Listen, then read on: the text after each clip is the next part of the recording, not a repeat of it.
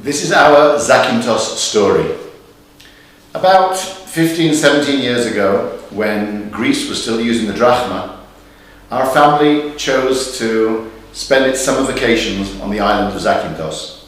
We rented a small villa on the top of the hill outside town, and we arranged that the payment for the villa and the expenses would be made before we left on the last day. So on the last day, or the day before the end of our trip, we went into Zakynthos town. We had with us dollars and we needed to pay our bills in drachma. So we drove into town. My wife jumped out of the car and went into the bank, and she took the dollars that we prepared. We prepared $1,000 in the $10 bills that we used to save up for our vacations over the previous year. These were the days before cell phones, and I waited outside in the car while she went into the bank to change the money. We worked out that we needed about $950, $970 worth of drachmas, and that's why she took $1,000 made up of 100 $10 bills. About half an hour later, my wife emerged from the bank. By this time I was so upset because I'd been waiting. Of course, she couldn't tell me what was happening. Afterwards, she told me about the disorganization in the bank, but I just drove off. I was just happy to get out of there. And we went back to our house on the top of the hill, where we divided up the drachmas into the envelopes for the various people that we needed to pay to thank them for our stay in this beautiful island, where we'd already learnt of the Jewish history, having visited the cemetery, because as soon as we got to the island, the hostess of the owner of the house where we were staying, our hostess, saw that we were religious Jews, and she asked us whether we knew anything of the Jewish history.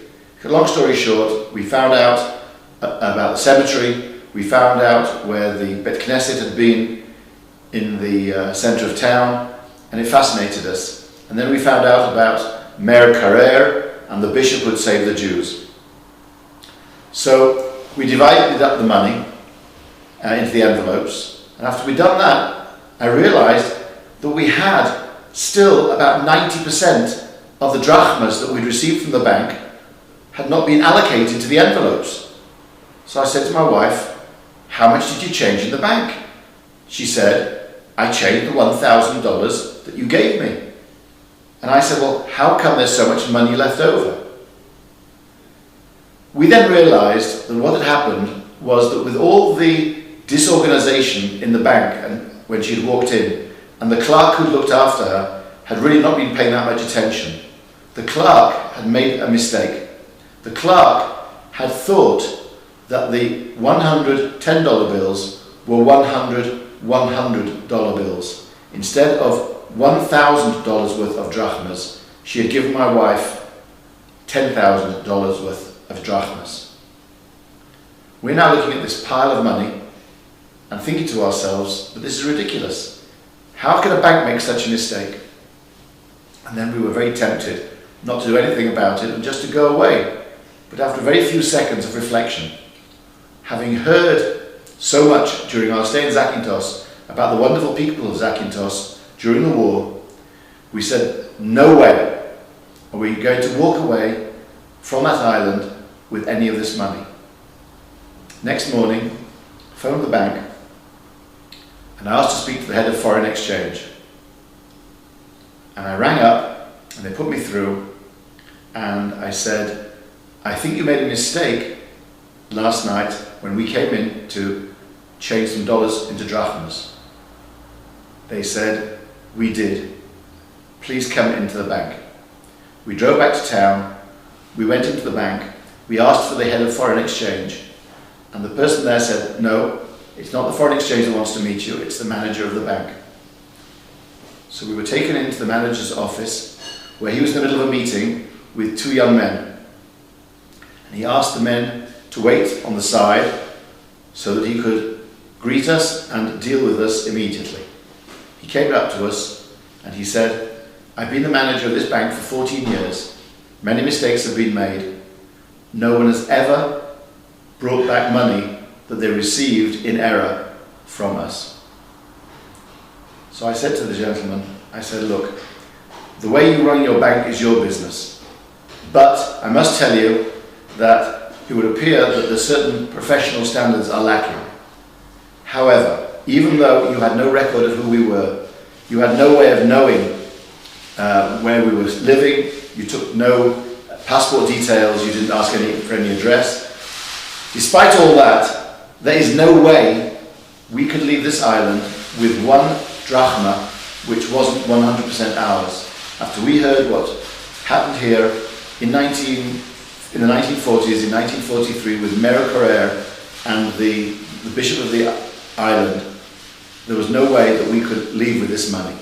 So, in a way of thanking you on behalf of the Jewish people, we would like to give you your money back.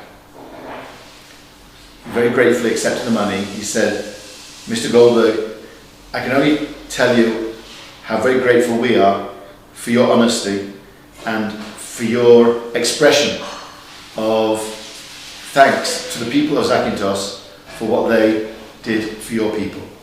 I said, that's the least I can do. He then said, this afternoon before you leave, maybe the bank could host you for dinner in one of the wonderful restaurants in Zakynthos. I said, I'm very sorry, we're religious Jews, we only eat kosher, there's nowhere we can eat on your island. He said, well, okay, so maybe at least you'll take home a crate of this wonderful Zakynthos wine, which we're so famous for. And we said, thank you very much, we cannot do that either, because we don't drink wine which has not been supervised.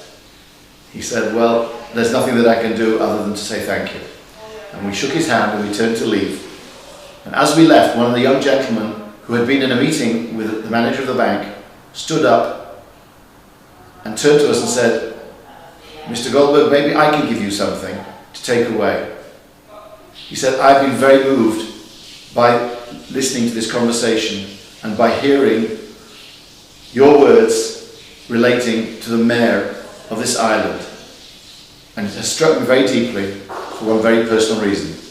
Mayor Carrere was my grandfather. Thank you.